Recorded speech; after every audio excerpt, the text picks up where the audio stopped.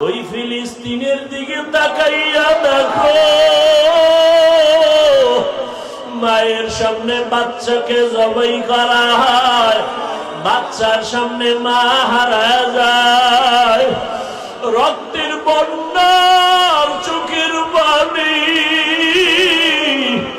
চিকিৎসা পায় না, খানা নাই, বাচ্চাগুলো কাঁদে পানি দাও পানি। ও আল্লাহর বান্দারা, চোখে পানি আনবে না। ও আল্লাহ, কুদরতের নজর দিয়ে তাকাইয়া দেখে আমার ওই ফিলিস্তিনের মুসলমান ভাই, আমার মা, আমার বোনেরা, ভাইরা, কত কষ্টের কান্না। আয় আল্লাহ, জালেমদের তামাশা দেখে আপনার কি মায়া লাগে না রে মালিক? মেহেরবানি করে জালেমদেরকে আপনি চরম শিক্ষা দিয়ে দেন। আয় আল্লাহ, মুসলমানের উপরে রহমতের চাদর বিছায়া দেন।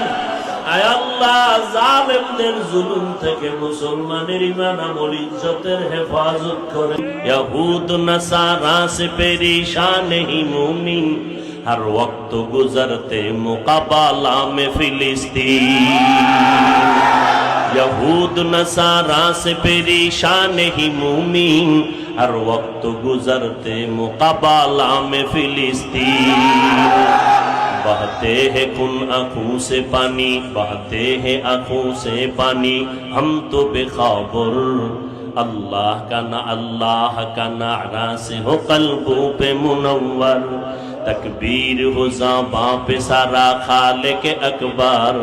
अल्लाह का नारा से हो कल्बों पे मुनव्वर, अल्लाहु अकबर हो, अल्लाहु अकबर, अल्लाहु अकबर बोलो, अल्लाहु अकबर, अल्लाहु अकबर हो, अल्लाहु अकबर, अल्लाहु अकबर बोलो, अल्लाहु अकबर। तकबीर हो तकबीर, तकबीर हो तकबीर, अल्लाहु अकबर, तकबीर हो तकबीर, अल्लाहु अकबर।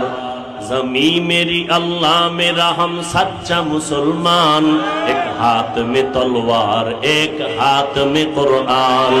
ज़मी मेरी अल्लाह मेरा हम सच्चा मुसलमान, हाथ में तलवार एक हाथ में कुरान, एक हाथ में तलवार एक हाथ में कुरान।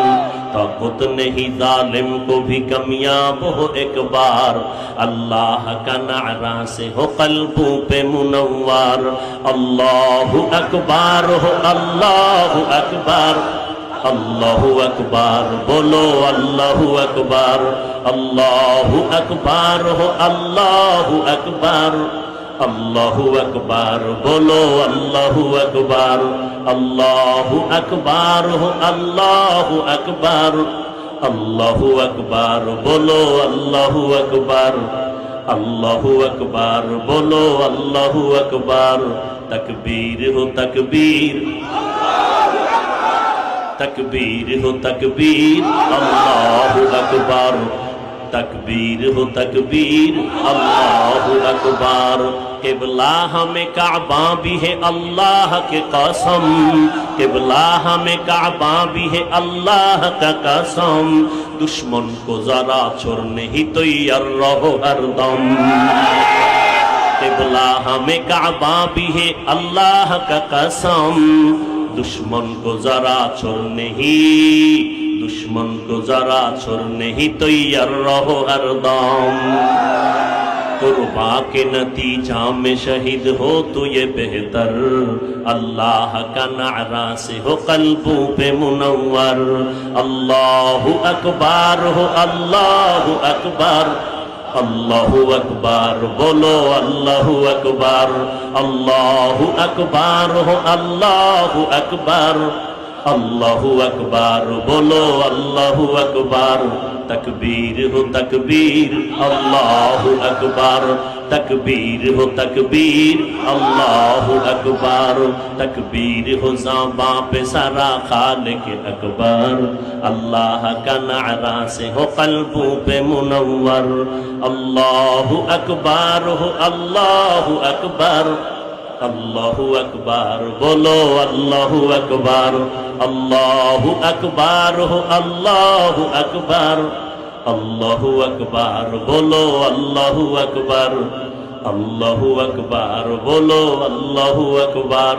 तकबीर हो तकबीर अल्लाहु अकबर, तकबीर हो तकबीर अल्लाहु अकबर, अल्लाहु अकबर बोलो अल्लाहु अकबर, अल्लाहु अकबर बोलो अल्लाहु अकबर, अल्लाहु अकबर हो अल्लाहु अकबर, अल्लाहु अकबर बोलो अल्लाहु अकबर, अल्लाहु अकबर बोलो अल्लाहु अकबर, अल्लाहु अकबर बोलो अल्लाहु अकबर।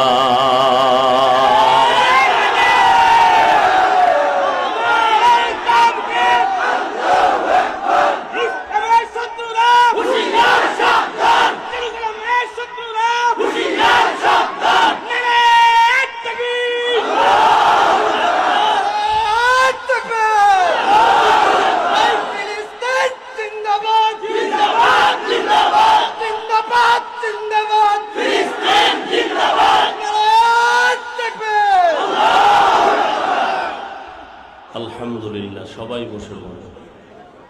মুসলমানের একটা তাকবীরকে গোটা দুনিয়ার বেঈমানেরা ভয় পায়। সমস্ত অস্ত্রধারীরা জানে মুসলমান নিরস্ত্র, এরপর মুসলমানকে কেন ভয় পায়? মুসলমানের তাকবীরের এত পাওয়ার, এটাকে ট্যাকেল দেওয়ার জন্য, মোকাবেলার জন্য পৃথিবীতে কোনো অস্ত্র তৈরি হয়নি। ইয়া ইলাহি मुझसे मुझको दूर कर, ताके देखो मुझ में तुझको एक नजर। या इलाही तू मेरा माबूद है, या इलाही तू मेरा माशूक है। আমি আপনাদের সামনে আজ স্মরণ করায় দিলাম সেই ফিলিস্তিনের মুসলমানের চোখের পানি আর রক্ত এক হয়ে গেছে। আমরা আশান্বিত এই জমিনের মধ্যে গোটা পৃথিবী জুড়ে কালেমার পতাকা উড্ডীন হবে, সেদিন বেশি দূরে নয়। একটা দুশমন ইসলামের কথা বলার শক্তি আর থাকবে না। তবে আমাদের ঈমানকে মজবুত করতে হবে। ঈমান মজবুতের প্রথম সিঁড়ি পাঁচ বেলার নামাজ। ঈমান মজবুতের প্রথম সিঁড়ি কি? পাঁচ ওয়াক্ত নামাজ। নামাজ যার সুন্দর, তার আমল আখলাক তার সুন্দর। আমি আজ আপনাদের সামনে আলোচনার জন্য আপনাদের মোটামুটি মুখস্থ করা, মোটামুটি জানেন সূরাতুর রহমানের কয়েক টুকরো আয়াত পড়েছি। এখানে যারা কোরআন শরীফ পড়তে জানেন না, তারাও এই আয়াতগুলো জানেন। জানেন না? কি পড়েছিলাম? আর রহমান আল্লামাল কুরআন, খালাকাল ইনসানা আল্লামাহুল বায়ান।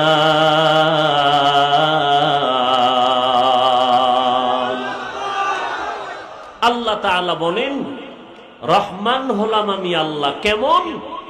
রহমান হলেন তিনি, কোরআন শিক্ষা দিলেন যিনি। রহমান হলেন তিনি, মানুষ সৃষ্টি করলেন যিনি।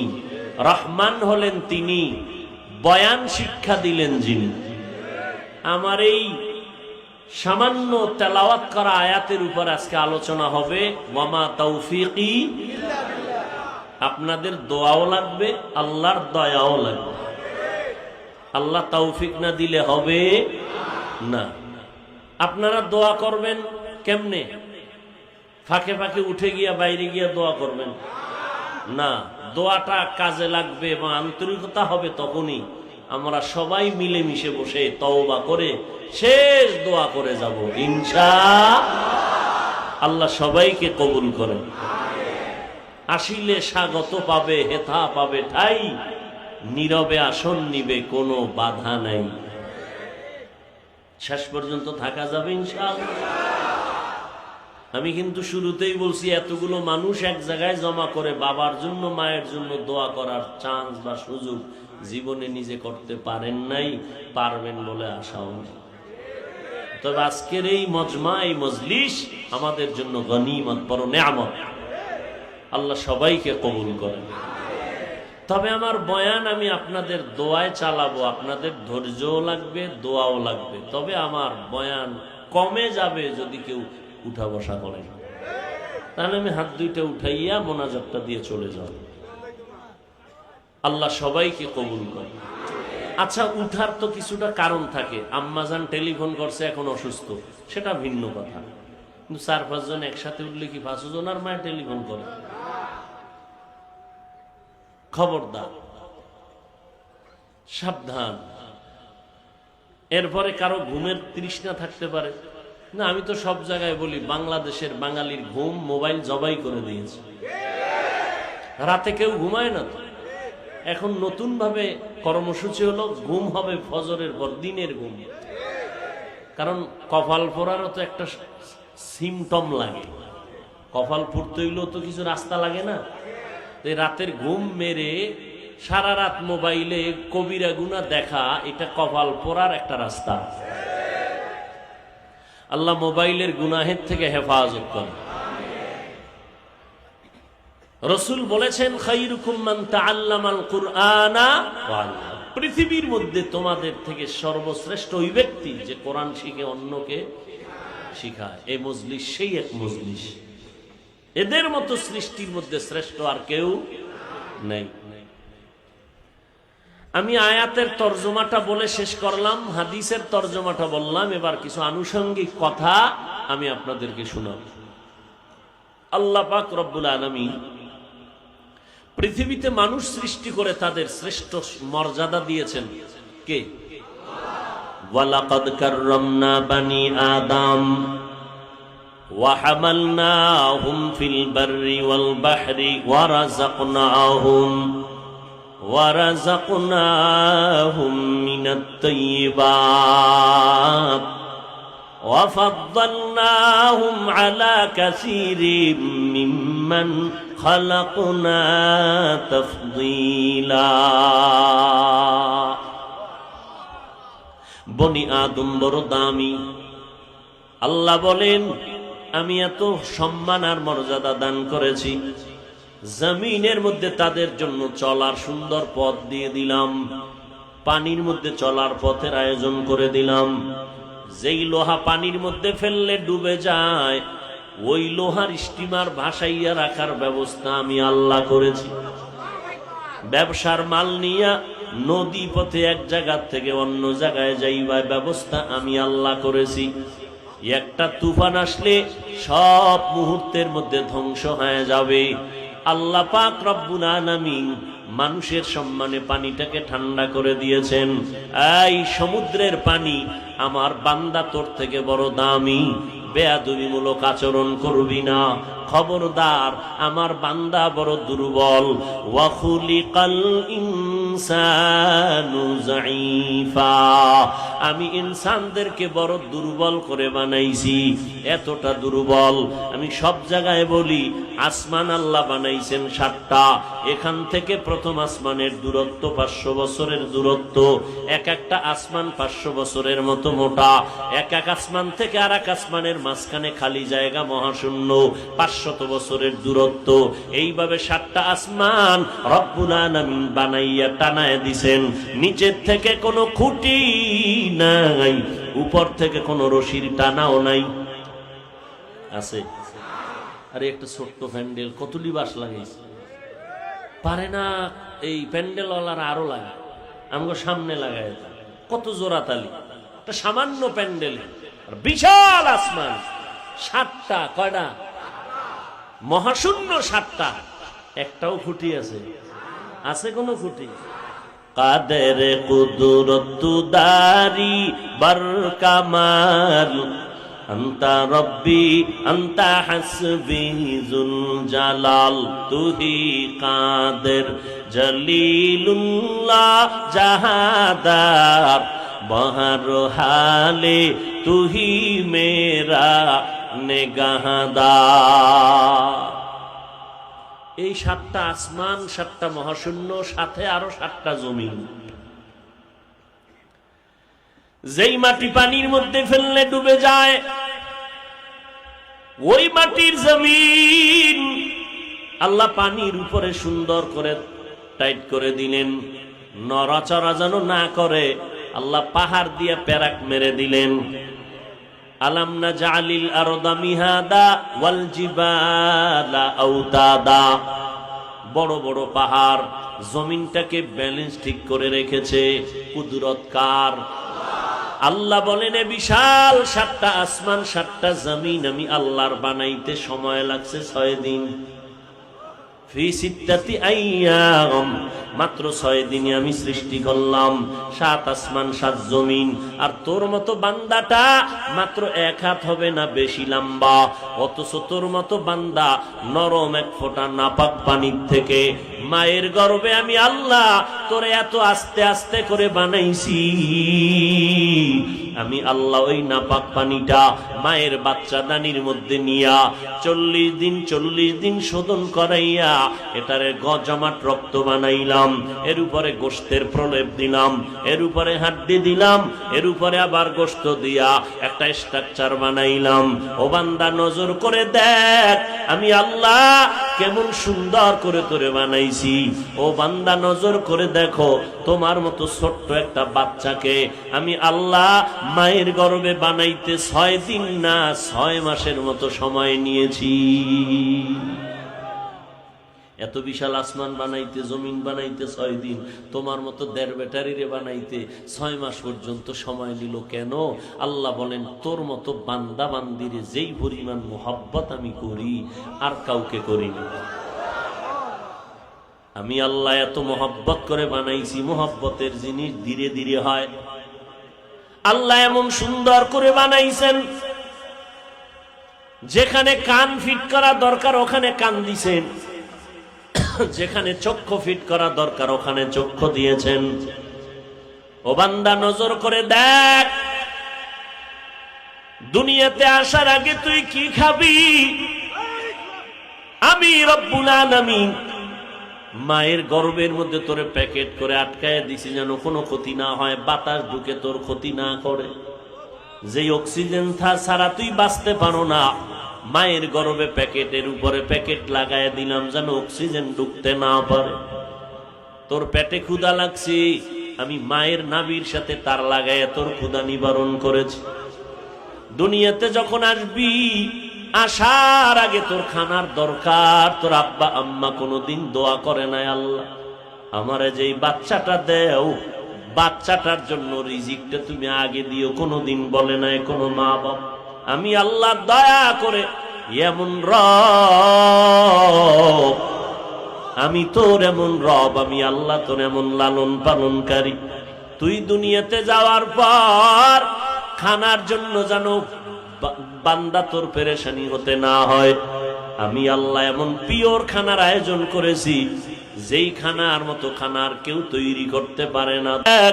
আমার আল্লাহ মানুষের এত সম্মান দান করেছেন, জমিনের মধ্যে পানির মধ্যে চলার রাস্তার ব্যবস্থা করলেন।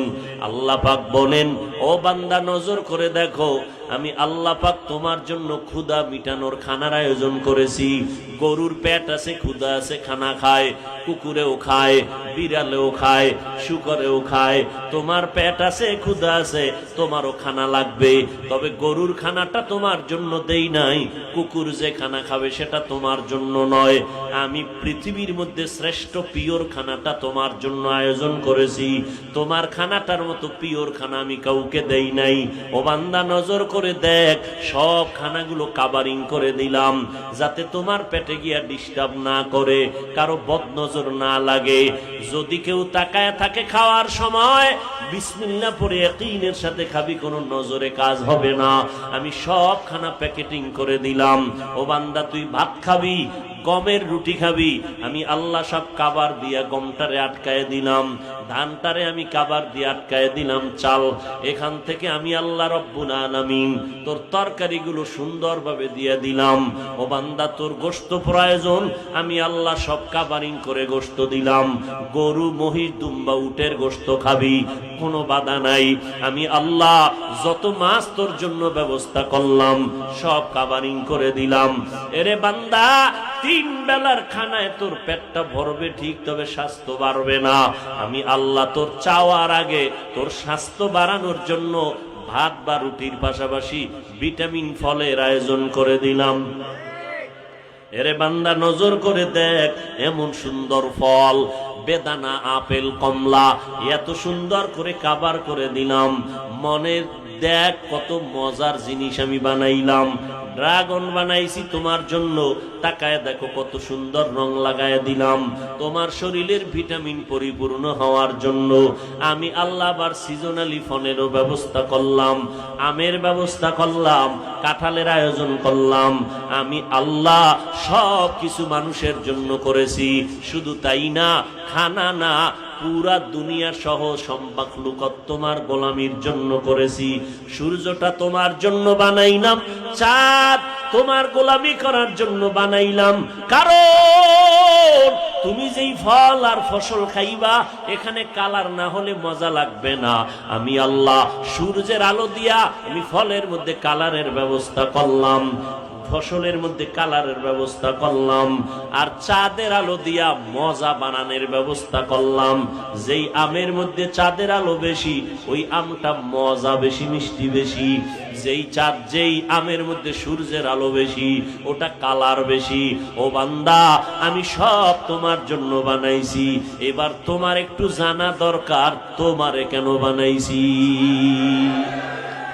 हकीकत से तू दुनिया बेखबर है, दुनिया की नुमाइश पर नजर है। नमी गुयम के आज दुनिया जुदा बाश, बहारुकारी के बाशी बा खुदा बाश। সব আমাদের জন্য বানাইছেন। এবার আমগো জানার দরকার, আমারে আল্লাহ কেন বানাইছেন। একজনে কয় বিড়ি টানার জন্য, মোবাইল চালানোর জন্য। এরে যুবক, কয়দিন আর যৌবনের বাহাদুরি করবি? আব্বা জানের দিয়ে তাকায় দেখ, দাদার দিয়ে তাকায় দেখ। আল্লাহ গরু পশুরে আকল দেয় নাই, যাচাই করে ভালো মন্দ দেখবে। আল্লাহ মানুষকে এই আকলটা দান করছেন। একটু নজর করে, এত পণ্ডিত তোমরা, এত বুদ্ধি নিয়ে চলো। হুজুরদের কথার কোনো মূল্য নাই, কারণ হুজুর মূর্খ, হুজুরের মাথায় বুদ্ধি কম। আমি তোমার কম বুদ্ধি দিয়া একটা প্রশ্ন ময়দানে করি, সাহস থাকলে দাঁড়াইয়া তুমি যুক্তি পেশ করো। আল্লাহর কুদরত তো তুমি মানতে চাও না, তুমি একটু ব্রেন খাটাইয়া বলো। একই পাতিলায় ভাত তৈরি করে আমার আম্মা জান, খানা তরকারি রান্না করে আম্মা জান, একই মশলা, একই আগুন, একই তরকারি আর ভাত ডাইনিং টেবিলে আসছে। আব্বা খায়, আম্মা খায়, আমিও খাই, আমার ভাই বোনেরাও খায়। এবার শুনো নরসিংদী শিবপুরের মুসলমানেরা, ভালো করে জবাব দাও। একই তরকারি, একই খানা, আব্বা আম্মা খাইয়া হয় দিন দিন দুর্বল, আর আমরা একই খানা হই খাইয়া সন্তানেরা হই শক্তিশালী সবল। কারণ কি? ওই পণ্ডিতেরা বলো। আল্লাহর কুদরত তো তুমি মানো না, তুমি যুক্তি পেশ করো। কি যুক্তি আছে তোমার কাছে? এই জমিনে গরু বেশি না কুত্তা বেশি? কি? গরু বেশি। একটা গরু বছরে বাচ্চা দেয় কয়টা? একটা কুত্তা দেয় কয়টা? একটা কুত্তায় কমপক্ষে 5টা বাচ্চা দেয়, গরু দেয় একটা। দুনিয়ার কেউ কুত্তা জবাই করে খায় না, নাকি নরসিংদী খায়? গরু যেই ভারতে গরুর এত দেবতা গরুরে মা মা কইয়া সম্মান করে পূজা করে, সেখানেও গরু জবাই হয়। কোটি কোটি কোটি কোটি কোটি কোটি গরু জবাই হচ্ছে সারাটা বছর। বলো বাবা, কুত্তায় বাচ্চা দিল 5টা, কেউ খাইল না। গরু বাচ্চা দিল 1টা। কোটি কোটি গরু জবাই হয়, বলো এরপরেও কি কুত্তা বাড়ছে না গরু বাড়তেছে? জবাব দাও, কারণ কি? আল্লাহর কুদরত কইবে না, কারণ তুমি আল্লাহরে মানো না। কুদরত কব আমরা, কারণ আমরা আল্লাহর গোলামি করি। তুমি যেহেতু আল্লাহও মানো না, নবীও মানো না, হুজুরও মানো না, তাহলে তুমি তোমার সায়েন্স দিয়া, মেধা দিয়া যুক্তি পেশ করো। গরুতে খায় কি? ঘাস। কালার কি? পিওর সাদা দুধ আসে কেমনে? আচ্ছা, আগামীকাল সকাল 9টায় যেই গরু তোমাকে 10 কেজি দুধ দেয়, কালকে গিয়ে ওলানটা কেটে ফেলবা দুধ দোহানের আগে, অথবা পুরো গরু কাটবা, আমাকে আধা কেজি দুধ বের করে দিবা জবাই করে। শেষ, পণ্ডিতি শেষ। সে আল্লাহরে চিনলা না। আল্লাহ সবাইকে হেদায়েত দান করুন। আল্লাহ কত দয়ার মালিক। ওই আল্লাহ তাআলা বলেন, আমি তোমার জন্য সব আয়োজন করেছি, এবার তোমার জানা দরকার তোমারে কেন বানাইছি। আমি সব তোমারে দিয়া দিলাম এমনি এমনি। আসমানটা তোমার গোলামি করে, জমিন তোমার গোলামি করে, বাঘ তোমার গোলামি করে, পানি তোমার গোলামি করে, বাতাস তোমার গোলামি করে, সূর্য তোমার গোলামি করে, চাঁদ তোমার গোলামি করে, এমনি এমনি। আফা হাসিবতুম আন্নামা খালাকনাকুম আবাসা ওয়া আন্নাকুম ইলাইনা লা তুরজাউন।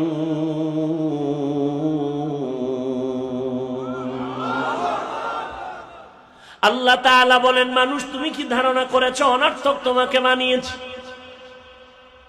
ভালো করে বুঝো, তোমাকে আল্লাহ অনর্থক বানান নাই। আল্লাহ পাক রব্বুল আলামিন বানানোর পেছনে কারণ আছে। ও আল্লাহর বান্দারা, এবার ভালো করে বুঝেন। আমার নবী বলতেছেন, দুনিয়ার মানুষ আল্লাহ এত মর্যাদা দেওয়ার পরে এই মর্যাদা যেন নষ্ট না হয়, আল্লাহ 2টা ব্যবস্থা দিয়েছেন। এই 2 ব্যবস্থা ধরে রাখবা, তোমার সম্মান নষ্ট হবে না। 1 নাম্বার, ব্যক্তি উস্তাদ মেনে চলবা, আর হলো আল্লাহর দেওয়া কিতাব মেনে চলবা। ব্যক্তিদের মধ্যে শ্রেষ্ঠ ব্যক্তি আমার নবী রাহমাতুল লিল আলামিন, আর কিতাবের মধ্যে শ্রেষ্ঠ কিতাব কোরআনুল কারীম। আমার নবীকে 40 বছর পরে কোরআন দিলেন। খুব খেয়াল করেন, কয় বছর পর? 40 বছর পরে আল্লাহ কোরআন দান করলেন। এই দীর্ঘ 40টা বছর আমার নবী কখনো কালেমার দাওয়াত দেয় না, রোজার কথা বলে না, নামাজের কথা বলে না। কোরআন আসছে, আল্লাহর নবী তেলাওয়াত দিয়ে দাওয়াত শুরু করলেন। 40 বছর পর্যন্ত নবীজি বাইতুল্লাহর দূরে হেরা গুহা, ওই পাহাড়ের গুহার মধ্যে গিয়ে আল্লাহর ধ্যানে কাটাইতেন। এই পণ্ডিত যারা খুব ফেতনা লাগাও, সাধারণ মানুষ তো আর ফেতনা লাগায় না, ফেতনা ছড়ায় ইসলামের ব্যানারওয়ালা নামদারি কিছু ওলামায়ে কেরামরা। আমাকে বলেন তো, বাইতুল্লাহর দাম বেশি না হেরা পর্বতের দাম বেশি? এটাও চিন্তা করে কইতে হইব। কি হেরা পাহাড়ের দাম বেশি না বাইতুল্লাহ? তুলনাও তো চলে না।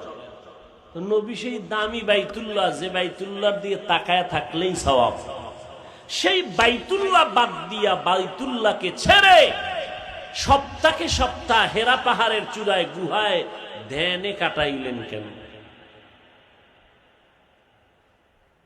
কখন বলবো ওই সমস্ত কথা? এই প্রশ্নের জবাব যদি দেই, বহু বাতিলের জবান বন্ধ হয়ে যাবে।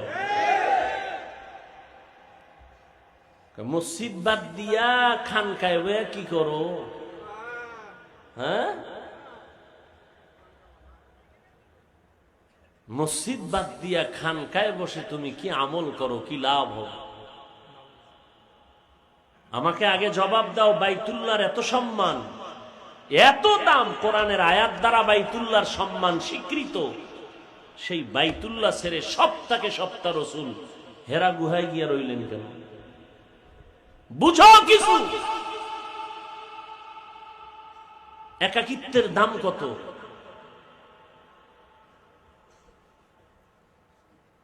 এই যারা পীর মুরিদির বিরোধিতা করে এরাই ইশারা ইঙ্গিতে এই সমস্ত কথা বলে মানুষকে বিভ্রান্ত করে। আমি তো ওপেন বলি সারা দেশে, যারা বলে ওলিয়া উলিয়া মানি না, এটি কোরআন হাদিসে নাই, এরা ভণ্ড।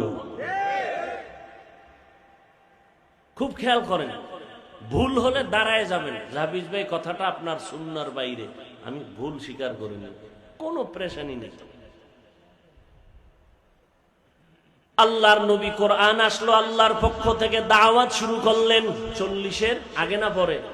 পরে নবী কোরআনের দাওয়াত দিচ্ছেন। নবীর দাওয়াতের 1 নাম্বার কর্মসূচি ইয়াতলু আলাইহিম আয়াতিহি, 2 নাম্বার কর্মসূচি ওয়ায়ুযাক্কিহিম। খেয়াল করবেন ভালো করে, নবীর 1 নাম্বার কর্মসূচি কোরআনের তেলাওয়াত উম্মতের শিখাও। 2 নাম্বার কর্মসূচি উম্মতের অন্তর থেকে গুনাহ মুক্ত করাও। উম্মতের গুনাহ থেকে কলবটারে পবিত্র করো, অন্তরকে পরিশুদ্ধ করাও। দোনোটা কার হুকুম? আল্লাহর। কোরআন তেলাওয়াত শিখানো যেমন আল্লাহর ফরজ বিধান, ঠিক অন্তর গুনাহমুক্ত করা, অন্তর ধোলাই করা, পরিশুদ্ধ করা, এটাও আল্লাহর ফরজ হুকুম বিধান। ঠিক নেই? নবীজি তেলাওয়াত শিখাইতে কয় বছর লাগতো? বছর লাগতো? আরে নবী তাওয়াজ্জু দিতেন সেকেন্ডের মধ্যে, নজর দেওয়া মাত্র আল্লাহর কুদরতে তার কলব ফুল চার্জ হয়ে যেত। ভাইরা আমার, এখন সেই কোরআন তেলাওয়াত শিখানোর জন্য বাংলাদেশে কিছু নতুন নতুন আবিষ্কার করা হয়েছে, কিছু ফর্মুলা, যেটা কোরআনেও নাই, হাদিসেও নাই, নবীর যুগেও ছিল না, সাহাবাদের যুগেও ছিল না। কোরআন শিখাইতে গিয়ে আমরা লাল কায়দা পড়াইনি, নুরানিতে পড়াই, আপনাদের বাচ্চাদেরও পড়াই। খুব খেয়াল করবেন, বাচ্চাদেরও পড়ায়। নুরানির মধ্যে নেই, কেরাতুল কোরআনে নেই। বাচ্চাগুলো চক সিলাটে লেখে, আলিফ বা তা লেখে, বা 3 ধরনের ভাবে লেখা যায়, তা 3 ভাবে লেখা যায়। এইভাবে একটা অক্ষর মস্ক করায়, 17টা মাখরাজ পড়ায়। এইভাবে পড়াইয়া সন্তানটারে কোরআন শিখায়। নুরানি হেফজখানা মক্তব, বছরে 3টা পরীক্ষা নেয়। সকাল 8টা থেকে 12টা পর্যন্ত ক্লাস, 6-7টা ক্লাস নেয়। ও ভাই জানেরা, এই সিস্টেম তো রসুলের যুগেও ছিল না। আর বলেন না কেন? রসুলের যুগে ছিল না, সাহাবাদের যুগেও ছিল না, তাবেঈনদের যুগেও ছিল না। কিন্তু ভালো করে বুঝেন, বাংলাদেশ, পুরা বাংলাদেশের মধ্যে একজন আলেমও পাওয়া গেল না। হঠাৎ একদিন মাইকের সামনে দাঁড়াইয়া কোনো আলেম বলছে, এই নুরানিওয়ালারা, তোমগো নুরানি বন্ধ করো, কারণ এটি কোরআন হাদিসে নাই। লাল কায়দা পড়াও কেন? এটি কোরআন হাদিসে নাই, নবীর যুগেও ছিল না, সাহাবাদের যুগেও ছিল না। এই যে 3টা ক্লাস, 5-7টা ক্লাস, 3টা পরীক্ষা, সকাল 8টা থেকে বিকাল 4টা পর্যন্ত, এইভাবে নিয়ম কইরা লাল কায়দা পড়াও, চক সিলেটে লেখাও। নবীর যুগেও ছিল না, সাহাবাদের যুগেও ছিল না। এগুলো বন্ধ করে দাও, বেদাত। একজন আলেমও বলছে, বরং সবাই সহযোগিতা করে। ঠিক নেই? কারণ কি? সবার দিলের মধ্যে এটা ঢুকছে যে লাল কায়দা পড়ুক আর কালা কায়দা পড়ুক, এর দ্বারা উম্মত কোরআন শিখবে। কথা ঠিক? এবার আসেন পরেরটা, কলব থেকে গুনাহমুক্ত করানো নবীর দায়িত্ব। নবী যাকে হাত লাগায় দেয়, মোহাব্বতের তাওয়াজ্জু দেয়, তার কলবে পাওয়ার বেড়ে যায়। কিন্তু বর্তমান দুনিয়ায় আল্লাহওয়ালারা, আহলুল্লাহ যারা, আউলিয়া কেরাম, এরা উম্মতের এই কলব গুনাহ থেকে বাঁচানোর জন্য বিভিন্ন প্রক্রিয়ায়, তরিকায় সবক দেয়। সকালে জিকির করো, সন্ধ্যাবেলা জিকির করো। তাবলীগওয়ালারা কয় 6 উসুলের কাজ করো, দেখবা গুনাহ থেকে দিন দিন বেঁচে যাইবা, সুন্নতের আমল করতে তোমার মজা লাগবে। এইবার আমগো দেশের হুজুরেরা মাইক লাগায় কয় এই তাবলীগ বন্ধ করো। কোরআন হাদিসে নাই, নবীর যুগে নাই। কিসের জোরে জিকির, কিসের ফজরের পরে জিকির, কিসের সন্ধ্যার পরে জিকির, এগুলো কোরআন হাদিসে নাই। এগুলো বন্ধ করে দাও, বেদাত। বলনেওয়ালা ঘরে ঘরে তৈরি হচ্ছে, চ্যালেঞ্জ দিয়া বলতেছে পীর মুরিদি শিরিক, এগুলো করা যাবে না।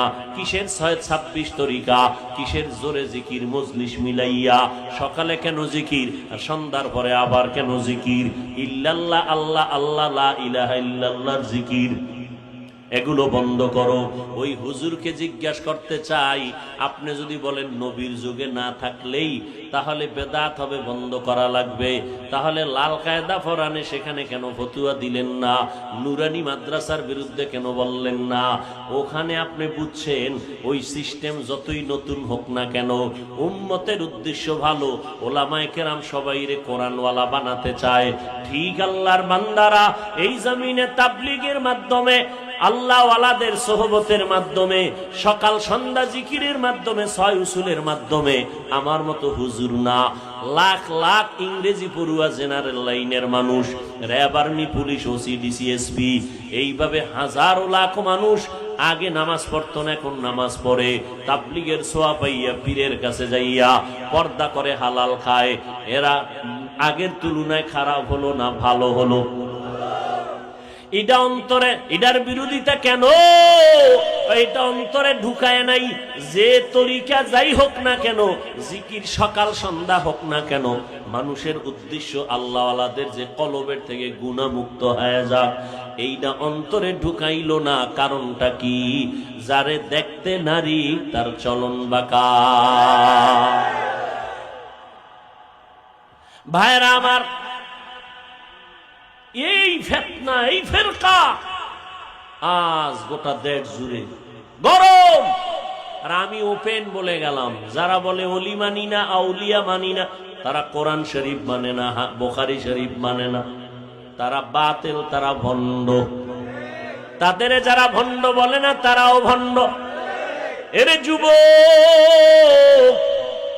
আমার নবীর যুগে বাতিল ভণ্ড ছিল নি? সত্য কথা বলেন, নবীজি বাতিলের বিরুদ্ধে কথা বলছেননি? তাহলে কিয়ামত পর্যন্ত বাতিলের বিরুদ্ধে কথা বলা একদিকে নবীর আদর্শ মতে সুন্নত, অপরদিকে কোরআনের আইনে ফরজ। যদি কোন হাফিজ ভাই গীবত যদি হয়, গীবত হলেও সওয়াব। বলেন, গীবত হলেও দলিল, ওয়াইলুল লিকুল্লি হুমাযাতিল লুমাযা আল্লাযী জামাআ মালান ওয়া আদ্দাদা। এই সূরাটা তুমি মোবাইলে সার্চ দাও, বাংলায় তাফসীর গুলো, ব্যাখ্যাগুলো পড়ে দেখো। ওই সূরার ব্যাখ্যায় লেখা আছে কোন কোন কারণে গীবত করা যাবে না, কোন কোন কারণে গীবত করাই লাগবে না, করলে গুনাহ হবে। এই সূরার ব্যাখ্যায় সুন্দর করে লেখা আছে। ও আল্লাহর বান্দারা, আল্লাহ পাক রব্বুল আলামিন বলেন, এই কোরআন তেলাওয়াত করে নবী উম্মতের শুনায়, রহমানের কালাম পড়ো, আল্লাহর ইবাদত করো। মুশরিক বেঈমানের কয়, মুহাম্মদ তোমারে নবী বলে মানবো কেমনে?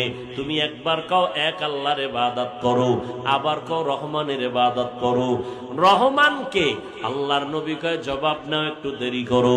আল্লাহ রহমানের পরিচয় দিয়া সূরাতুর রহমানে বলতেছেন, নবী জানায় দেন আমি রহমানকে।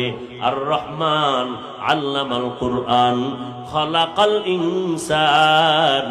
রহমান হলেন তিনি, কোরআন শিক্ষা দিলেন যিনি, মানুষ সৃষ্টি করলেন যিনি। ও আল্লাহর বান্দারা, আমরা দেখি দুনিয়াতে সৃষ্টি আগে হয়েছি, তারপরে কোরআন শিখছি। আল্লাহ কয় না না, আমি আগে কোরআন শিখাইছি, তারপরে মানুষ সৃষ্টি করেছি। আল্লাহ উল্টা বললেন কেন? আল্লাহর কথাই তো সত্য, বুঝার ভুল হতে পারে আমাদের।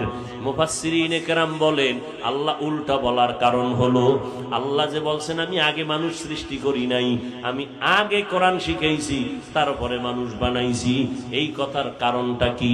আল্লাহর আদালতে সব মানুষের দাম নাই। আদম নবীর বংশে জন্ম নিলেই জান্নাত পাওয়া যাবে না, মানুষের জন্ম হলেই জান্নাত পাওয়া যাবে না। আল্লাহর আদালতে একমাত্র গুণের মানুষরাই জান্নাত পাবে। মানুষ আল্লাহর কাছে দামি বংশগত মানুষ না, জন্মগত মানুষ না, আল্লাহর কাছে দামি হলো গুণের মানুষ। কিসের মানুষ? গুণের মানুষের বড় দাম। এরে পর্দার আড়ালের আম্মা জানেরা, এরে আম্মা জান, আল্লাহ পাক আপনাদের এত মর্যাদা বানাইছেন, কিয়ামত পর্যন্ত পৃথিবীর কেউ আর বাড়ানোর কোন রাস্তা আল্লাহ রাখেন নাই। সর্বোচ্চ মাকামে নারীদের সম্মান আল্লাহ দিয়েছেন। এই জন্য নারীদের এত সম্মান কেন? এর কারণ নারীদের গর্ভ থেকে সমস্ত আম্বিয়ায়ে কেরাম আসছেন, নারীদের মাধ্যমেই সমস্ত সাহাবায়ে কেরাম আসছেন, আম্মা জানদের মাধ্যমেই যত আলেম, যত পীর, যত হাফেজে কোরআন, উলামায়ে কেরাম সব আম্মা জানদের অবদানে। শুধু তাই না, এই জমিনের মধ্যে যত যত ভালো বড় বড় সন্তান দেখেন, এসপি সাহেবের ব্যবহার বড় ভালো, ওসি সাহেবের ব্যবহার ভালো, চেয়ারম্যানের ব্যবহার ভালো। এই চেয়ারম্যান হাজারে একজন, একজন এমপি হাজারে একজন পেয়ে গেলাম। ডিসি সাহেবের ব্যবহার কলিজা ঠান্ডা হয়, হাজারের মধ্যে একজন ডিসি। এত ভালো, ভালো করে শুনে নাও রে বাবারা, আল্লাহর কসম, যত ভালো সন্তান এই জমিনে আসছে, চাই দুনিয়ার লাইনে হোক আর দিনের লাইনে হোক, সব ভালোর পেছনে মায়ের অবদান। মায়ের অবদানের কারণেই সন্তান ভালো। এই জমিনে যত ভালো ভালো সন্তান, সব হলো মায়ের অবদান। কারণ সন্তান বাবার তুলনায় মাকে ফলো করে চলে বেশি, মায়ের কাছে সময় দেয় বেশি। এই জন্য নবীও বলছেন, ও দুনিয়ার নারীরা, দুনিয়াতে যত কিছু আছে সব মূল্যবান সম্পদ, আর এর মধ্যে একমাত্র দামি সম্পদ হলো নেককারিনী নারীরা। ও আম্মা জানেরা, আপনাদের মর্যাদার বয়ান যদি আমি সারা রাত করি শেষ করা যাবে না। ও যুবকেরা, ওই মা বাবার দোয়া ছাড়া আমি হাফিজুর রহমান এই চেয়ারে বসতে পারি নাই। আল্লাহর কসম, ওই মা বাবার দোয়া আর চোখের পানির কারণেই তুমি আজ কোটি টাকার মালিক হয়েছো। ওই মা বাবার ক্লান্ত পরিশ্রম আর কান্না দোয়ার কারণে যুবক তুমি পরীক্ষায় ভালো নাম্বার পেয়েছো। ওই মায়ের অবদান, আজকে তুমি গাড়ির মালিক, বাড়ির মালিক, সম্মানের মালিক, তোমার পেছনে মানুষ ঘুরে, তোমার ব্যক্তিগত কোনো বাহাদুরি নাই, সব মায়ের অবদান। কার অবদান? ওই মায়ের দোয়া নিয়ে চলো। আমার নবী মাকে কি পরিমাণ সম্মান করেছেন। ওই মা বাবার দোয়া ছাড়া আগানোর কোনো পথ নাই রে যুবক। ওই মা বাবার অক্লান্ত কষ্টের জীবনের ফলাফল আমরা সন্তান। এই মায়ের এই জন্য এত মর্যাদা। তোমাকে আমাকে মায়ের গর্ভে নিয়ে মা কত কষ্ট করেছেন, যার 1000 ভাগের 1 ভাগ কষ্ট আমার আব্বা জান করেন নাই। আম্মা জান কত সুন্দর, যখন গর্ভে আসছি আমার পায়ের নাড়াচাড়া মায়ের কলিজায় গিয়ে আঘাত করেছে। আম্মা জান খানার প্লেট সামনে নিয়ে খানা খাইতে পারেন নাই, বুকে ব্যথা উঠে গেছে। খানার প্লেটটা ফালাইয়া বিছানায় শুয়ে শুয়ে চোখের পানি ছেড়ে কান্না করছে। কত রাত আম্মা জানের চলে গেছে, ঘুমাইতে পারেন নাই। অথচ আমার বাবা জান আরামে ঘুমাইছেন। 7 আসমান আমার মায়ের উপরে ফেললে এত কষ্ট হতো না, আপনি আমি দুনিয়াতে আসার সময় আম্মাজান এত কষ্ট করেছেন। আম্মাজান পর্দার আড়ালে থাকেন, জোরে কণ্ঠ দিয়ে কথা বলে না, লজ্জা বেশি, এরকম নারী নাই? কিন্তু সেই মা আমার মতো বাচ্চাটাকে প্রসব করতে গিয়া চিৎকার শুরু হয়ে গেল রাতের গভীর। যেই আম্মাজানের আওয়াজ ভেতর থেকে বাহিরে কেউ শুনে না, কিন্তু বাচ্চা প্রসব করলে মায়ের কান্নার আওয়াজে পাশের ঘরের মানুষ সজাগ হয়ে গেছে। দাদি নানি পাশে বসে সহযোগিতার জন্য সান্ত্বনা দেয়। আম্মাজান এই পরিমাণ কাঁদতেছেন, এক পর্যায়ে ডেকে বলে, আমার দাদিরে বলে, আপনারা আমার পাশের থেকে সবাই চলে যান, আমার স্বামীকে একটু আমাকে আসতে বলেন, আমার কাছে একান্তে একটু কথা বলে যাই। যখন আব্বাজানকে ডাকছেন, আমার দাদিও পাশে নাই, আম্মাজানের কাছে আমার নানিও নাই, একমাত্র আমার মা আর আমার বাবা। আমার আম্মাজান কান্নার মধ্যে আব্বাজানের হাতটা ধরে বলে, ও স্বামী আমার, দয়া করে আমাকে মাফ করে দেন, আপনার ঘরে এসে মন ভরে খেদমত করতে পারিনি, আমাকে দয়া করে মাফ করবেন। আব্বাজান বলে, এত অস্থির কেন? বলে, আমি মরে যাব, 7 আসমানের চাপ আমার মাথার উপরে, আমি আর বাঁচব না। আম্মাজান কান্না করেন, আব্বাজানও কান্না করতেছিলেন। যারা ভালো বাবা দিনদার, তারা নামাজ পড়ে সেজদায় পড়ে কান্না করে দোয়া করছেন, আল্লাহ কষ্ট দূর করে দাও। ও সন্তান, এই যে মায়ের একটা চোখের পানির ফোঁটা তোমার কারণে পড়ল, তুমি চামড়া খুলে যদি মাকে জুতা বানায় দেও, তারপর ঋণ আদায় করা যাবে না। ওই মায়ের প্রত্যেকটা জিন্দেগির কষ্টর মুহূর্তগুলো বড় কান্নার। তোমাকে আবার দুনিয়াতে আসার পরে কি কষ্টটাই করছেন। তুমি আমি প্রস্রাব করে দিছি, পায়খানা করে দিছি, আব্বাজান নাক চেপে চলে গেছেন, ভাই বোনেরা দূরে সরেছেন, আম্মাজান তোমাকে আমাকে ফেলে যান নাই। আম্মাজান তোমাকে আমাকে ধুইয়া মুছাইয়া কোলের মধ্যে নিয়ে আদর করেছেন। ও আল্লাহর বান্দারা, ওই মার এত সম্মান কেন হবে না?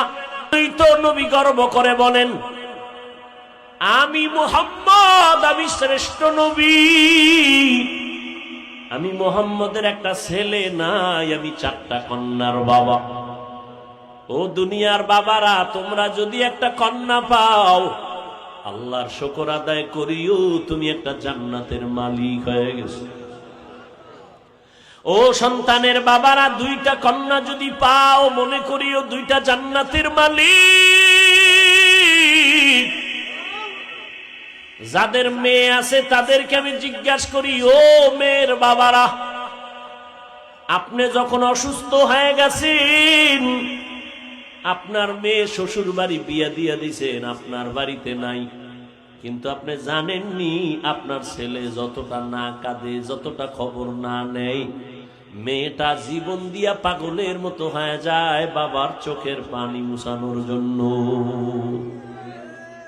কিন্তু কপাল পরা মুসলমান, মেয়ে কন্যা সন্তান হলে অনেক সময় মনে মনে রাগ করে, স্ত্রীর সাথে কথা বলে না, রাগ করে। অথচ তুমি জানো না রে বাবা, একটা সন্তান ছেলে হইয়া যদি বাবার ইজ্জত রক্ষা করতে না পারে, এমন 10টা সন্তান দিয়াও কোনো লাভ হবে না।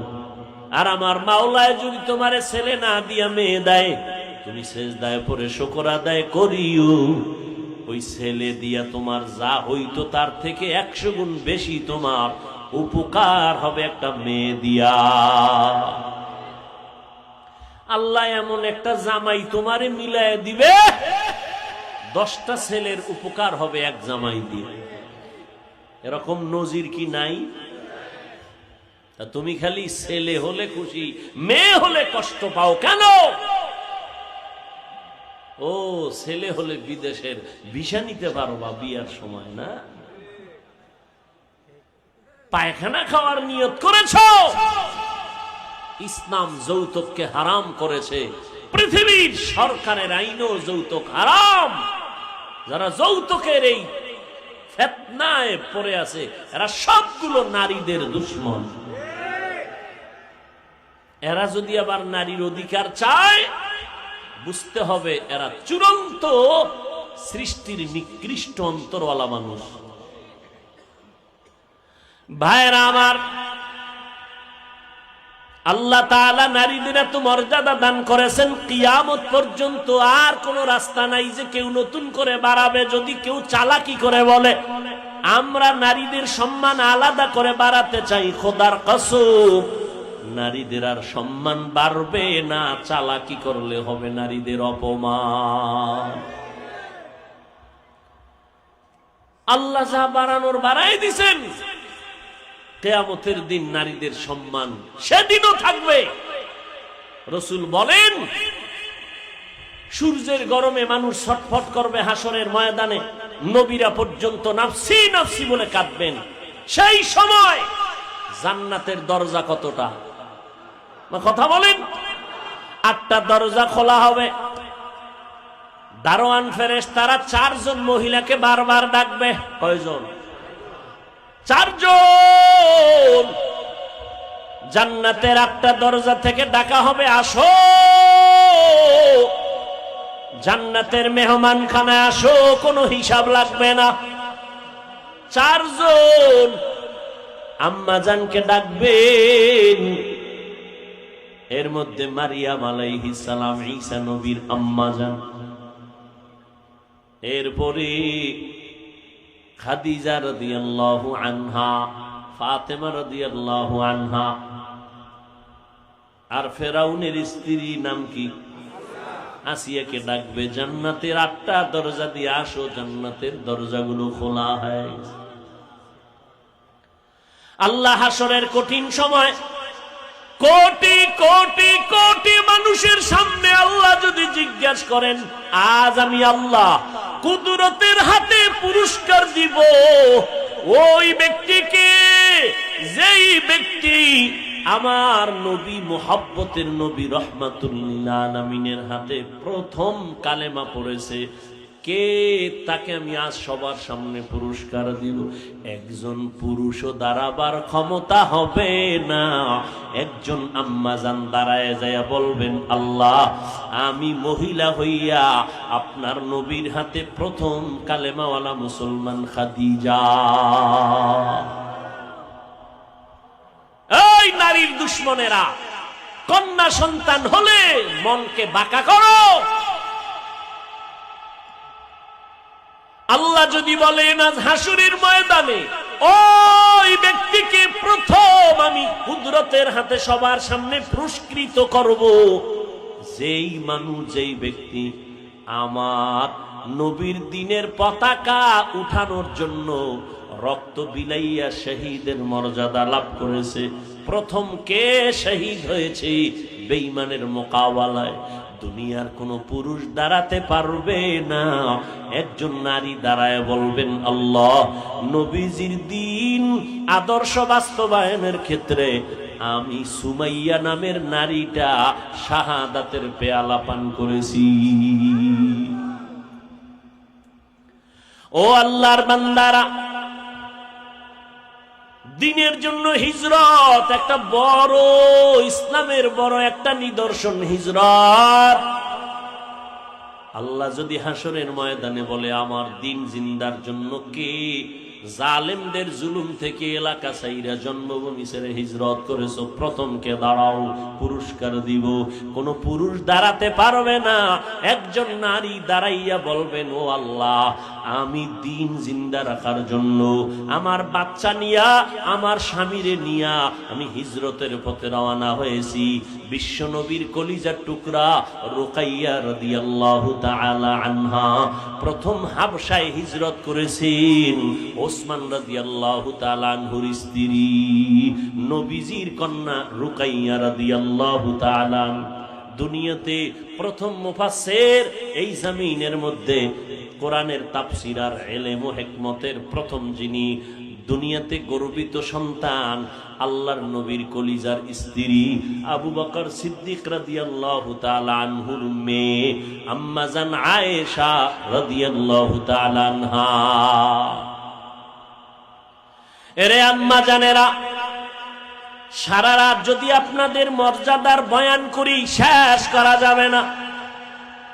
ওই খাদিজার মতোই তো আপনার একজন নারী, ফাতেমা রাদিয়াল্লাহু তাআলা আনহার মতো নারী, আয়েশা রাদিয়াল্লাহু তাআলা আনহার মতো নারী, ফাতেমা রাদিয়াল্লাহু তাআলা আনহার মতো আপনারাই তো নারী।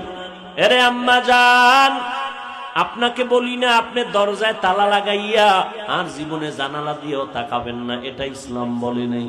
এরে আম্মা জান, স্বামীর মাল হেফাজত করবেন, অগোচরে স্বামীর মাল কোথাও নষ্ট করবেন না, স্বামীর অনুমতি ছাড়া খরচ করবেন না। সন্তানটারে আদর্শওয়ালা বানাবেন, ডাক্তার বানাবেন তবে আদর্শওয়ালা ডাক্তার বানাইয়েন। সন্তানকে ইঞ্জিনিয়ার বানাবেন তবে আদর্শওয়ালা বানাইয়েন।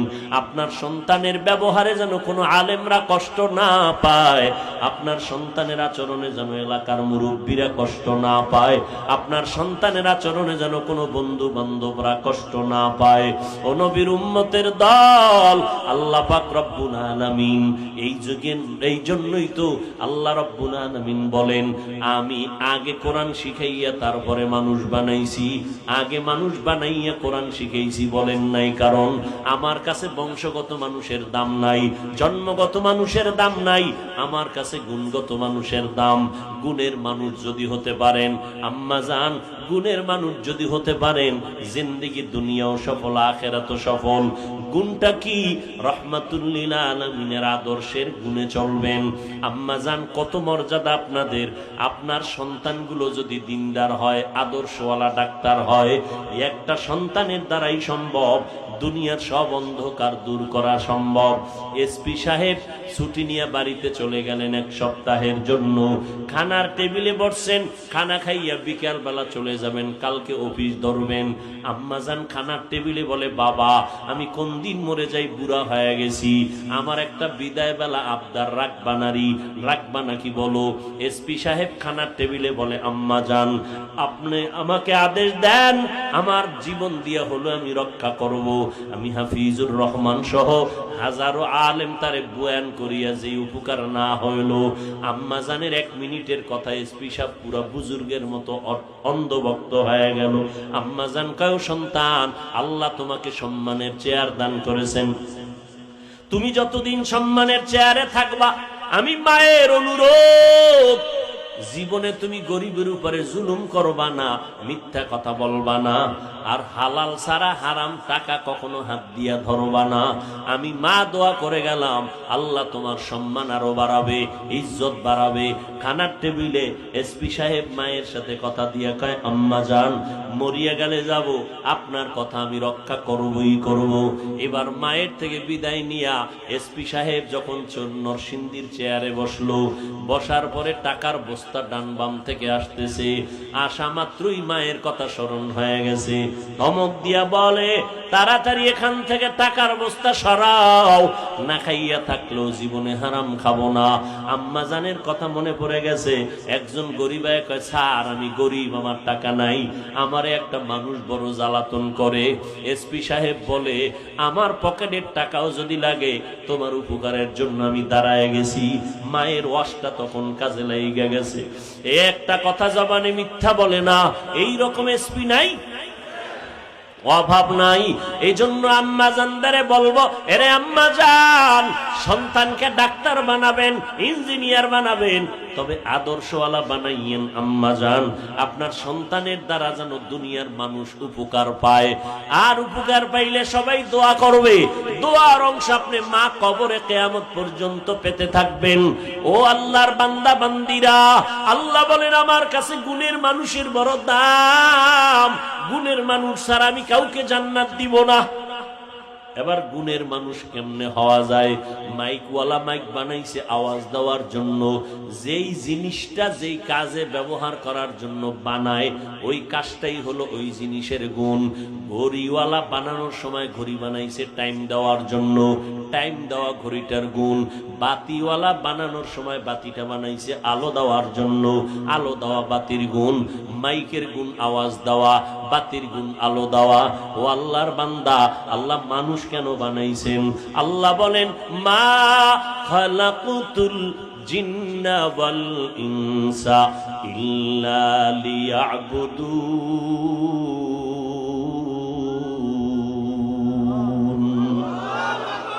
আমি আল্লাহ মানুষ বানাবার একমাত্র কারণ আমার ইবাদত। কার ইবাদত? ইবাদতের জন্য মানুষ বানাইছেন। এবার আমাকে বলেন মানুষের গুণ কি? দেখছেন নি? মাইকের গুণ কি? আওয়াজ দাও। বাতির গুণ কি? পাখার গুণ কি? ঘড়ির গুণ কি? কেন বললাম? যেই জিনিস যেই কাজের জন্য বানায় ওই কাজ ওই জিনিসের গুণ। মানুষ কোন কাজের জন্য বানাইছেন? ইবাদতের জন্য। তো মানুষের গুণ কি? ইবাদত করা। কিন্তু ইবাদত করবেন কেমনে জানতে হবে না? সিস্টেম শিখতে হবে না? জানার জন্য শিখার জন্য লাগবে কোরআন। কি লাগবে? কোরআনের মাধ্যমে ইবাদতের নিয়ম শিখবে। কয় কোরআন পড়তে জানি না, হাদিস ধরো। হাদিসও পারো না, উলামায়ে কেরামের কাছে যাও। কোরআন হাদিস আলেমদের মাধ্যমে শিখিয়া এরপরে ইবাদতে দাঁড়াও। ইবাদত করো, নামাজ পড়ো, ব্যবসা করো, চাকরি করো, সব ইবাদত। নবীর জন্যই যদি হয়, নবীর তরিকা আল্লাহর সন্তুষ্টির জন্য করবা।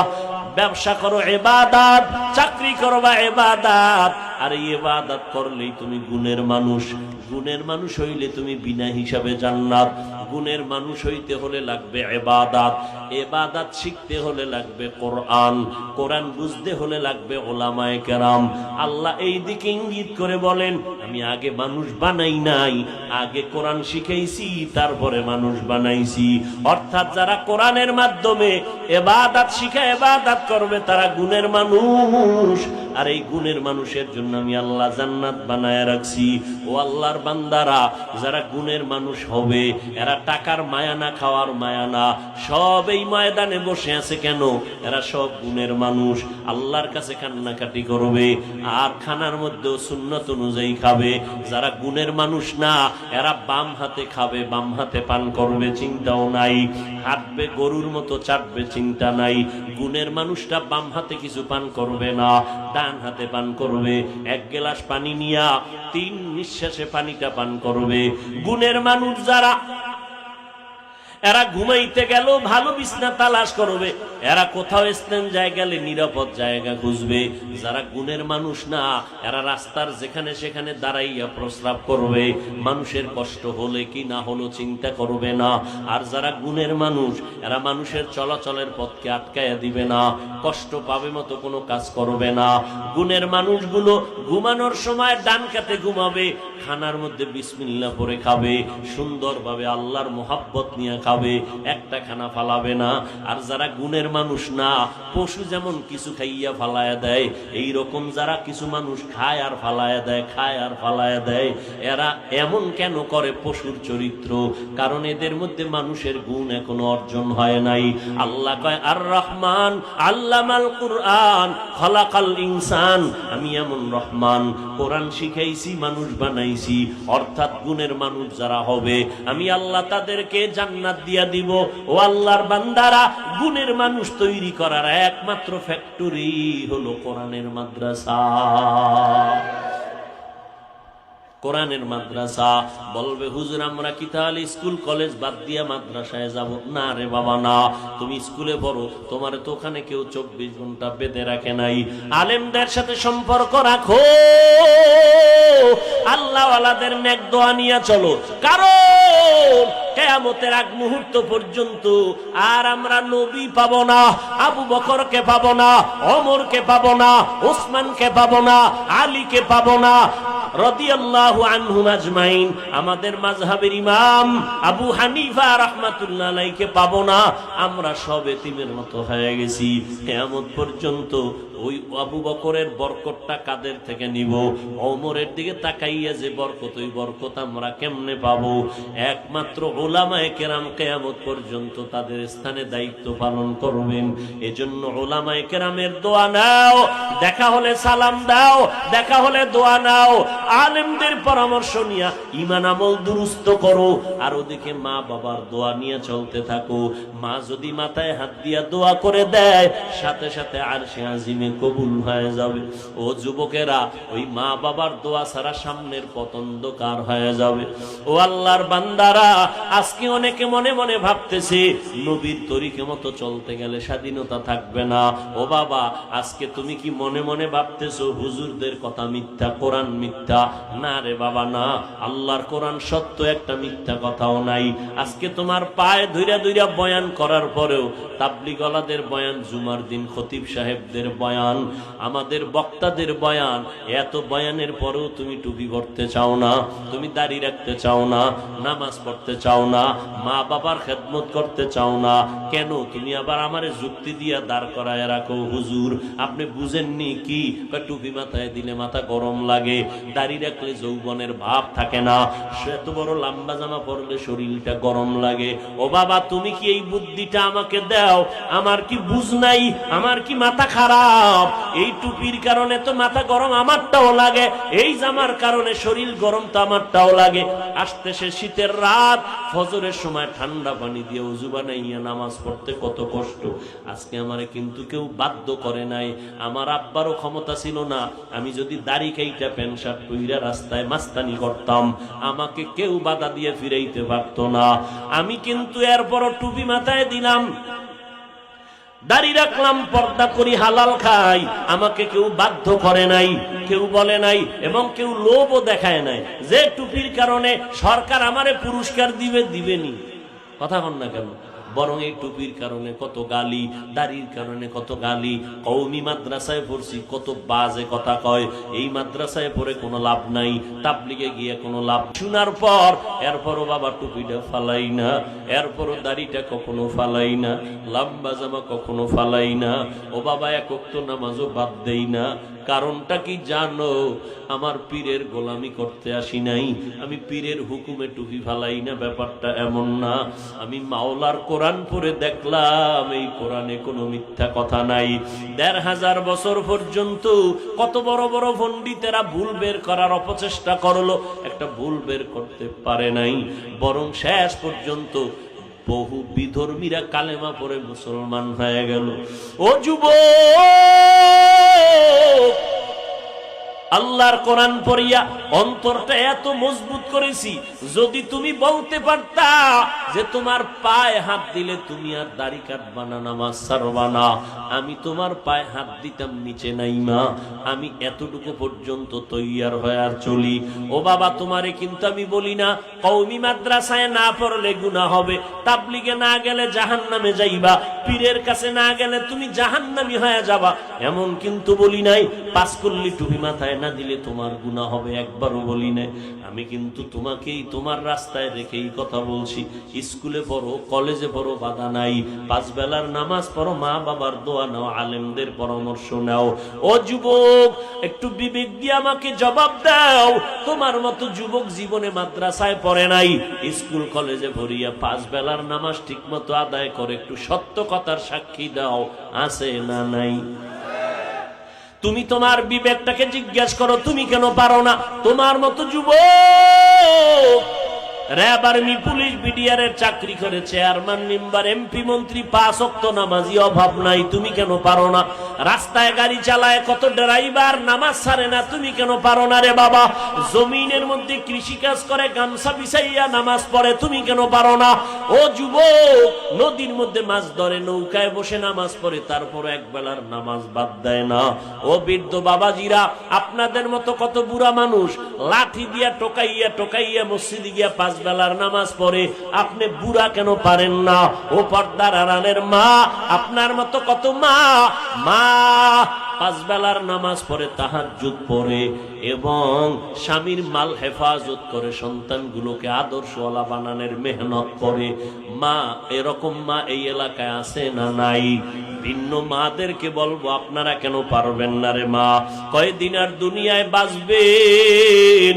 এরে আম্মা জান, মহামারী করোনায় কত মানুষ চলে গেল, আবার এই ডেঙ্গুতে কত প্রাণ চলে যাইতেছে রে বাবা। ও যুবতী, পর্দার আড়ালের বোনেরা, আপনার মতো কত বোন স্কুল কলেজে পড়ে, নামাজ 5 ওয়াক্ত পড়ে, মোবাইলে অযথা সময় নষ্ট করে না, গুনাহের কাজ করে না, এরকম বোনের অভাব নাই। ভিন্ন যারা আছেন আপনারা কেন পারেন না? আসলে আল্লাহর ভয় অন্তরের মধ্যে নাই। আমি বান্দা যদি আজ আপনার মতো চলতে পারতাম, কেউ আমারে বাধা দিত না। কিন্তু তারপরও কেন দিনের লাইনে আপনাদের বুঝাইতেছি বিনয়ের সাথে নরম হইয়া, কারণ আল্লাহর কোরআন পড়ে দেখলাম, আল্লাহ কোরআন এতটাই সত্য, ওই কোরআনে জান্নাতের বয়ান আছে, জাহান্নামের বয়ান আছে। কে জান্নাতে যাবে, কে জাহান্নামে যাবে? অনেকে কথায় কথায় বলে জান্নাতে কে যাবে, কে বলতে পারে? আরে আল্লাহ তো কোরআনে বলে দিছেন জান্নাতে কারা যাবে, জাহান্নামে কারা যাবে। ইন্নাল আবরারা লাফি নাঈম ওয়া ইন্নাল ফুজ্জারা লাফি জাহিম। নেক আমলওয়ালারা জান্নাতের পথিক হয়ে যাবে, যারা গুনাহ করবে এরা জাহান্নামের পথিক হয়ে যাবে। ও যুবক, জান্নাতটা কেমন আরামের ঘর আল্লাহ তাও বলে দিয়েছেন, জান্নাতিন তাজরি মিন তাহতিহাল আনহার। এমন শান্তির জান্নাত যেখানে কোনো অশান্তি নাই, নহর ঝর্ণা দ্বারা থাকবে, মধুর নহর, দুধের নহর, পানির নহর। এমন সুন্দর জান্নাত, মা তাশতাহি আনফুসুকুম, যা চাইবা তাই জান্নাতে পাইবা, যা চাইবা তাই পাইবা। এক কপাল পরা কয় বিড়ি চাইলে পাওয়া যাইবে। ও আল্লাহর বান্দারা, যা চাইবা জান্নাতে পাইবা, চাওয়াও লাগবে না, মনে মনে কল্পনা করবা, দেখবা সামনে হাজির হয়ে যাবে। ও আল্লাহর বান্দা, এমন শান্তির জান্নাত যেখানে কোনো যুবক জীবনে বুড়া হবে না, যুবতী কখনো বৃদ্ধা হবে না, কোনো পুরুষের দাড়ি উঠবে না, মুছ উঠবে না, বাথরুমের প্রেসার কখনো হবে না, জান্নাতে বাথরুমের চিন্তাও হবে না। ওই জান্নাত এমন আরামের ঘর, এমন সুন্দর জান্নাত আল্লাহ নেক আমলওয়ালাদের দান করবেন। নবী বলেন, যখন আজরাইল জানটা কবজ করতে আসবে জান্নাতি নেক আমলওয়ালার, আল্লাহ কয় ফেরেশতা, জানটা কবজ করার আগে ওরে যেই জান্নাতটা দেওয়া হবে একটা নজর জান্নাতের ছবিটা দেখায়া দাও, বান্দা দেখে নেক ইন্তেকালের পরে কেমন জান্নাত ওর জন্য রেডি। আল্লাহ কোরআনে বলেছেন আবার জাহান্নামে যাবে গুনাহগারেরা, ওই জাহান্নামটা কেমন ভয়ঙ্কর আল্লাহ তাও বয়ান করেছেন। ওয়াইলুল লিকুল্লি হুমাযাতিল লুমাযাহ আল্লাযী জামাআ মালান ওয়া আদ্দাদা ইয়াহসাবু আন্না মালাহু আখলাদা কাল্লা লায়ুনবাযান্না ফিল হুতামাহ ওয়া মা আদরাকা মাল হুতামাহ নারুল্লাহিল মুকাদা। জাহান্নামের আগুনটা কেমন আগুন, দুনিয়ার আগুন থেকে হাজার হাজার হাজার গুণ তাপমাত্রা হবে জাহান্নামের আগুনের। দুনিয়ার আগুন হাতে লাগলে হাত জ্বলবে, পাও জ্বলবে না।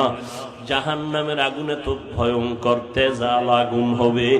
জাহান্নামের আগুনটা জাহান্নামী গুনাহগারের শরীরের যে কোনো জায়গায় লাগা মাত্র কলিজা পর্যন্ত ভুনা হয়ে যাবে। এক সেকেন্ডের আযাব সহ্য করা যাবে না রে বাবা। ওই জাহান্নাম কেমন ভয়ঙ্কর, ও গুনাহগারের দল। আজকে আলেম ওলামাদের কোরআনের বয়ান শুনিয়াও যাদের নামাজ পড়তে ভালো লাগে না, রোজা রাখতে ভালো লাগে না, গান শুনতে মজা পাইছো, সারা রাত মোবাইল চালাইয়া চালাইয়া গুনাহ দেখে দেখে জীবন নষ্ট করেছো, ওই মাওলার জাহান্নামের ভয় কি তোমার অন্তরে নাই? আজকে ঘরের ভিতরে মশারি টানাইয়া ঘুমাও, মশার যন্ত্রণায় ঘুমাইতে পারো না। ও আল্লাহর বান্দারা, ঘুমের গরমের কারণে ফ্যান চালাইয়া ঘুমাও। ওরে কবরে যদি গুনাহ অবস্থায় যাও, বেনামাজি অবস্থায় যদি কবরে রওনা দাও, ওরে গুনাহ নিয়া যদি কবরে যাও, ওই কবরে পোকামাকড় আসবে, কই মশারি পাইবা? ওই কবরের মধ্যে জাহান্নামের আগুন, কোথায় পাখা পাইবারে বাবা? আল্লাহর নবী বলেন, গুনাহগারদের জাহান্নামের আযাব যখন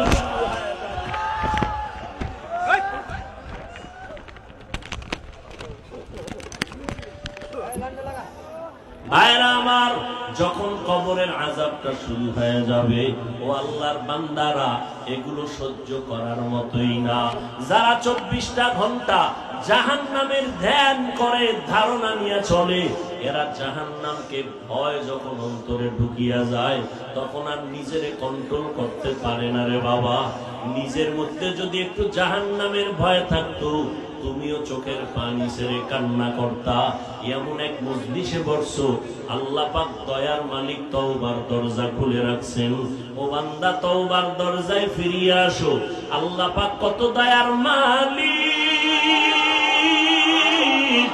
পাহাড় সম পরিমাণ যদি গুনাহ করো, আল্লাহকে যদি মনে মনে বলতে পারো, আল্লাহ আমার গুনার কারণে আমার হাত না পাক, আমার চোখ না পাক, আমার জিহ্বা না পাক, আজকে তওবা করলাম, আর গুনাহ করব না, নামাজ ছাড়বো না, বেপরদায় চলবো না, মা বাবাকে আর কোনোদিন কষ্ট দিব না, উলামায়ে কেরামের বিরোধিতা করব না, নবীর তরিকার বাহিরে চলবো না। আল্লাহ বলেন একটা সেকেন্ডের মধ্যে জীবনের সব গুনাহ মাফ করে দিব। ও আল্লাহর বান্দারা, অন্যের দিকে না তাকাইয়া নিজের গুনার দিকে তাকাও। ও আল্লাহর বান্দা, নিজের চিন্তা করো রে বাবা।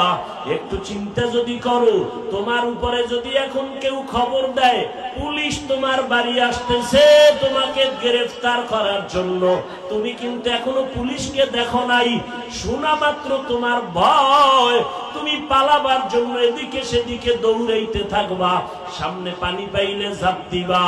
ওরে আল্লাহর বান্দা, যারা গুনার কথা খেয়াল করতে করতে করতে করতে মোরাকাবার মধ্যে ঢুকতে ঢুকতে যখন তাদের এমন একটা হালাত তৈরি হয়ে গেছে যে গুনার কারণে দেখে চারদিকে আগুন, তখন তাদের অন্তরে এমন ভয় শুরু হয়ে যায়, ওই আগুন থেকে বাঁচানোর জন্য এদিক সেদিক ছোটাছুটি করে, কন্ট্রোল করতে পারে না, দৌড়াদৌড়ি করে চিৎকার দেয়, আর আল্লাহকে বলে, আল্লাহ আমাকে মাফ করিয়া দাও, আর আমি অপরাধ করব না। ও আল্লাহর বান্দারা, পুলিশের ভয়ে যদি তোমার খানা দানা বন্ধ হয়, তুমি ছুটাছুটি করতে পারো, আল্লাহর আযাবের ভয় কি কম? আল্লাহর আযাবের ভয়ে যদি সাহাবায়ে কেরাম কান্না করতে পারেন, তোমার চোখে কেন পানি আসবে না রে বাবা? একটু বেতের বাড়ি সইতে পারো না, মশার কামড় সহ্য করতে পারো না, গুনাহ নিয়ে কবরে যদি যাও রে বাবা, আল্লাহর নবী বলেন, আল্লাহ পাক রাগান্বিত হয়ে কবরকে আওয়াজ দিয়া বলবেন, ওই গুনাহগারের কবরের মাটি এই নাফরমান গুনাহগারের দুই পার্শ্ব থেকে জোরে জোরে চাপ দাও। এত জোরে দুই পার্শ্বের মাটি চাপ দিবে, পাঁজরের হাড়গুলো চুরমার হয়ে যাবে। ও যুবক, আজকে পায়ে হাত রেখে বলি, আল্লাহর কাছে মনে মনে তওবা করো, আর আল্লাহকে ডেকে ডেকে বলো, আল্লাহ আর গুনাহ করব না, মা বাবারে কষ্ট দিব না, আলেমদের বিরুদ্ধে যাব না, নবীর তরিকার বাইরে চলব না। তওবা করো, আল্লাহর কাছে মাফ চাও। দুনিয়াতে যতদিন থাকবা আল্লাহর হুকুম মেনে চলবা, যেখানেই থাকো নামাজ ছাড়বা না, বেপরদায় চলবা না। তওবা করার মতো যদি নিয়ত হয়, আল্লাহর মহাব্বত নিয়ে যদি তওবার নিয়ত করতে পারো, গলায় ছুরি আসলে মরিয়া যাব, আর নামাজ ছাড়বো না। ও যুবক, মনেরে বুঝাও, তোমার মতো যুবকের অভাব নাই, 5 বেলার নামাজ পড়ে আল্লাহর কাছে একটু অন্তরকে বুঝাইয়া তওবা করে নাও, আর গুনার কাছেও যাব না, নামাজ ছাড়বো না, দাড়ি কাটবো না, বেপরদায় চলবো না, ওলামাদের পরামর্শ নিয়ে, মা বাবার দোয়া নিয়ে চলবো, দেশের বিরুদ্ধে জাতির বিরুদ্ধে ষড়যন্ত্র করব না। তওবা করার মতো যদি অন্তর তৈরি হয়, মুনাফিকি দুর্বলতা যদি না থাকে, খাঁটি তওবার নিয়তে দুটো হাত আমার আল্লাহকে দেখায়া দাও। আয় আল্লাহ, হাতগুলো কবুল করে নেন।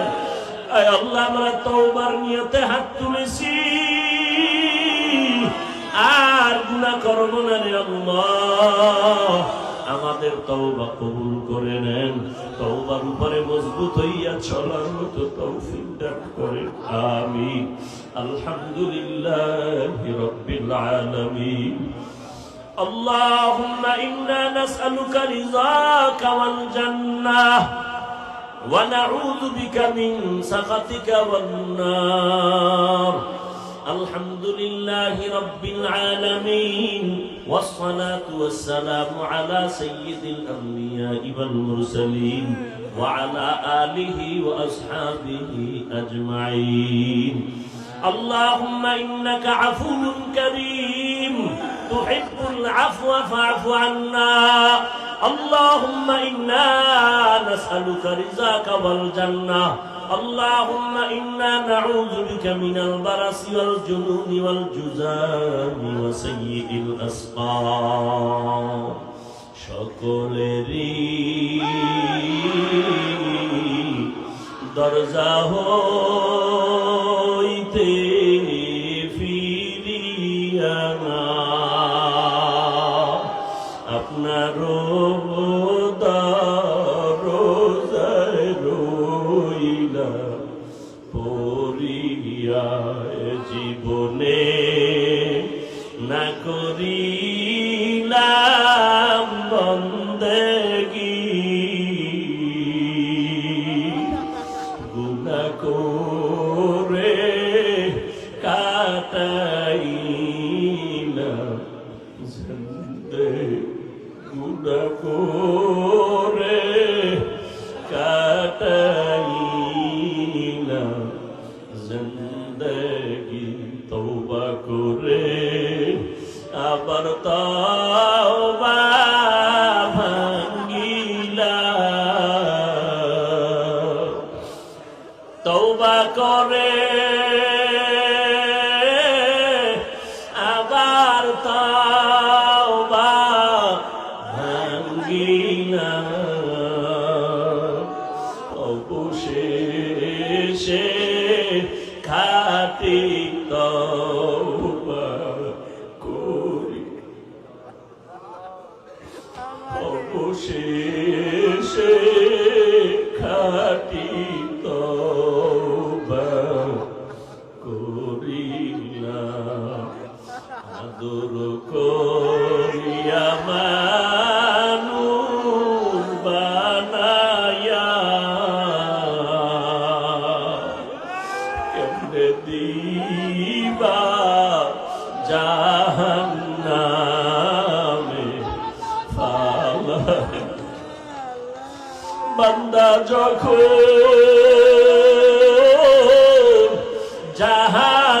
জাহান্নামে জ্বলিবে বান্দা যখন জাহান্নামে জ্বলিবে ওগো মাওলা কেমনে চায়া দেখিবে গুনাহ করেছি আর তো গুনাহ করব না গুনাহ করেছি আর তো গুনাহ করব না দয়া করে মাফ করে দেন রব্বানা দয়া করে মাফ করে দেন রব্বানা।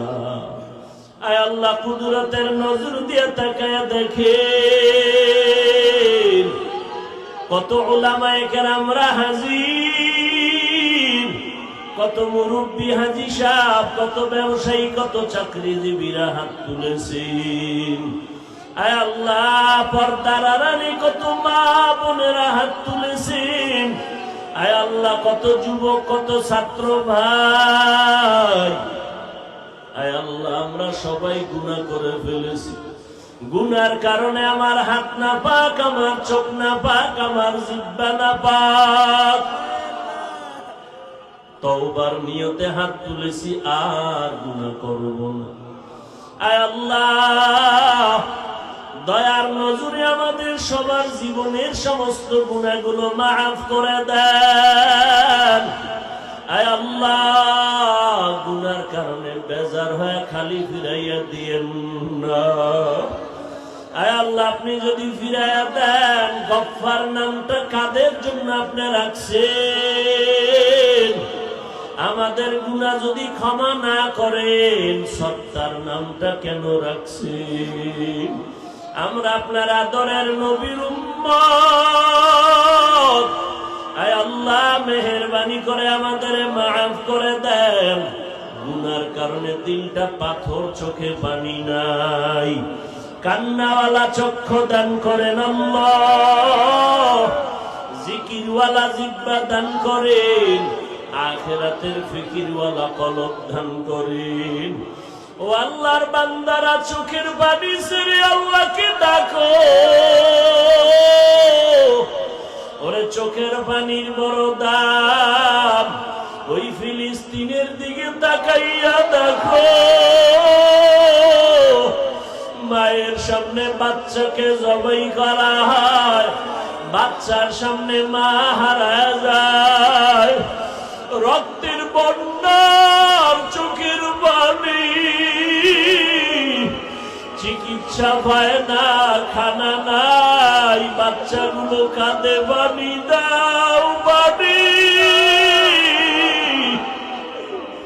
ও আল্লাহর বান্দারা, চোখে পানি আনবে না।